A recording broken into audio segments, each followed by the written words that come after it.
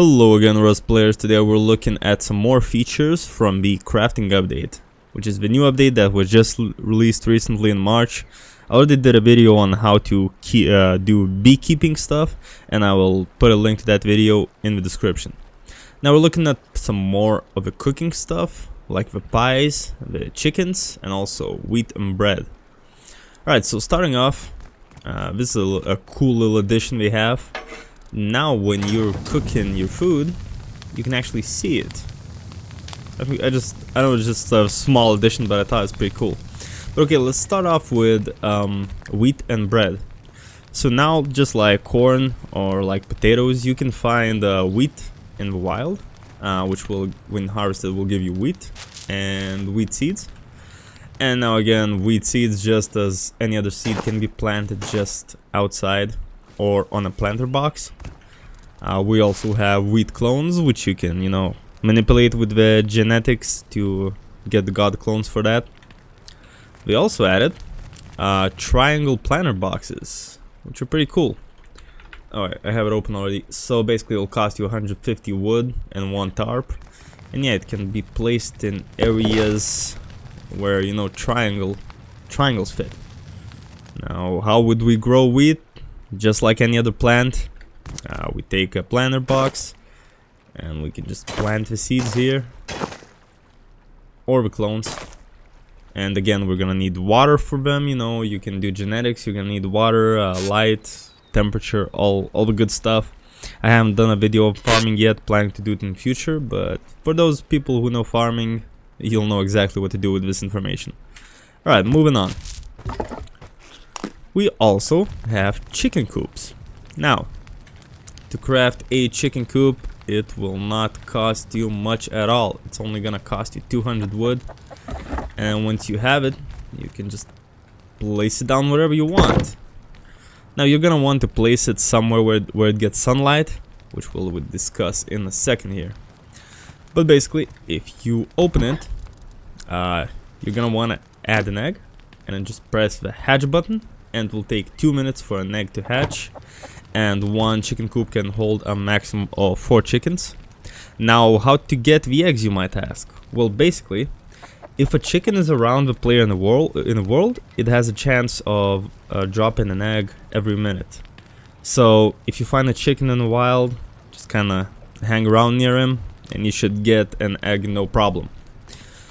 Now, chickens have 4 stats. They have hunger, thirst, love, and sunlight.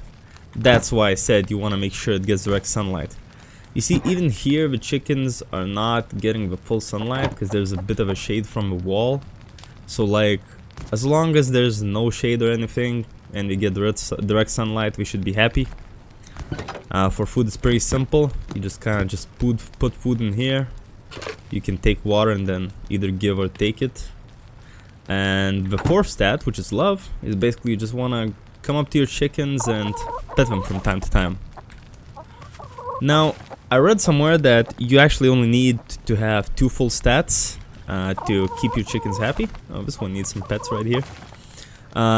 Because you do want to keep your chickens happy, otherwise they will not produce eggs.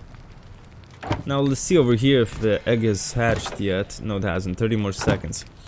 But basically, when an egg hatches, you can then hatch another chicken up to 4. You want to always make sure they have food and water, pet them from time to time, and make sure they have direct sunlight. And then in the production tab, you should find eggs from time to time, which you can collect. Now, wheat, eggs, what do we use it for?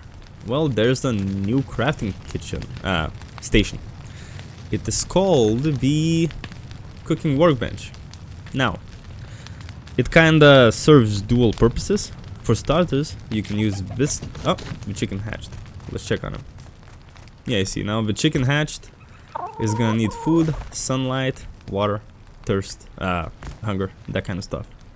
But yeah, moving back to here. So we now have this little forge furnace area where you can cook meat, so you won't need a fireplace anymore if you have one of these. And in general, if you open it, it kind of works like a chemistry station or a mixing table. I forget what it's called, but basically you can create all of the stuff you would in a mixing table with the addition of some cooking recipes, which are pies and a bread loaf. Let's see what a bread loaf does. Let me find it real quick. How much hunger it restores. I haven't checked it yet. Let's see here. Okay, so bread loaf gives 8 instant health, 150 calories, 10 hydration. Okay, that's a decent food source, so if you have a bunch of wheat, it may be worth crafting some of those. It's 5 wheat for 1 bread loaf. Okay, other than that, we have pies. That is kind of the main purpose of a cooking station.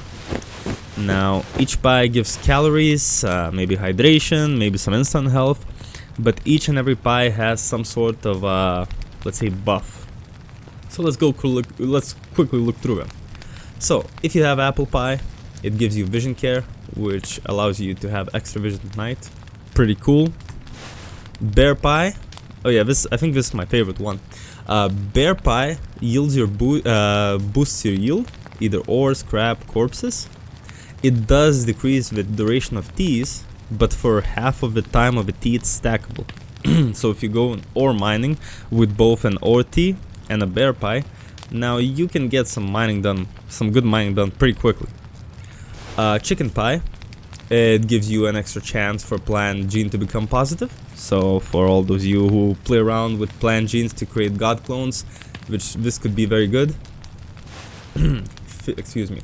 Fish pie gives extra comfort. Hunter's pie reduces bleed damage.